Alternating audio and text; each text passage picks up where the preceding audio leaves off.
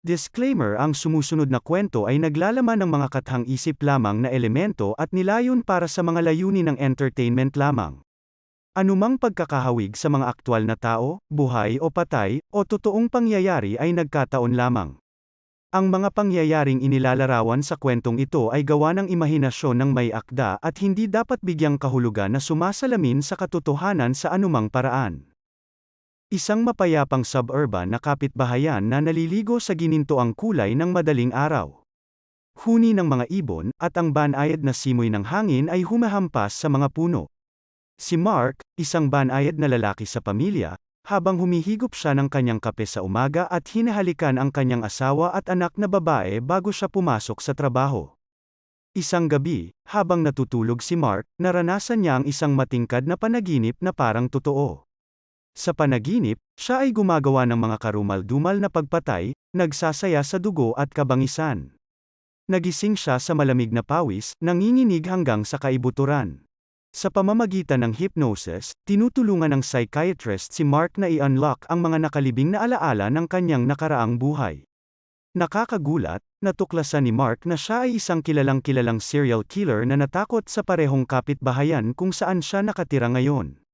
Si Mark ay nahihirapang tanggapin ang kanyang magulo na background dahil siya ay binabalot ng pagsisisi at kawalan ng paniwala. Determinado siyang magbayad sala para sa kanyang mga kasalanan, nanunumpa siyang lalakarin mula sa siklo ng karahasan at protektahan ang kanyang mga mahal sa buhay sa anumang paraan.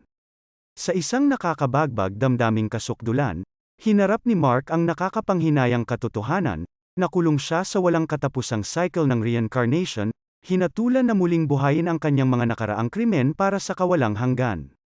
Kahit anong pilit niyang takasan ang kanyang kapalaran, wala siyang kapangyarihang labanan ang mga baluktot na puwersa na namamahala sa kanyang pag-iral.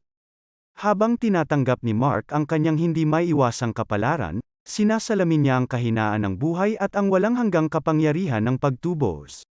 Sa isang mabigat na puso, siya ay nagpaalam sa kanyang mga mahal sa buhay, alam na ang kanyang paglalakbay ay ganap na dumating. Ang espiritu ni Mark ay lumalampas sa mga hangganan ng oras at espasyo, na nag-iiwan ng mga alingaw-ngaw ng nakaraan na magtatagal sa mga susunod na henerasyon. Salamat sa pagpapahintulot sa amin na akitin ang iyong imahinasyon, pakiligin ang iyong mga pandama, at dalhin ka sa mga mundong parehong hindi ka panipaniwala at nakakatakot. Ang iyong feedback, komento, at pakikipag-ugnayan ay nagbibigay inspirasyon sa amin na patuloy na itulak ang mga hangganan ng pagkukwento at upang lumikha ng nilalaman na sumasalamin sa iyo sa malalim at visceral na antas.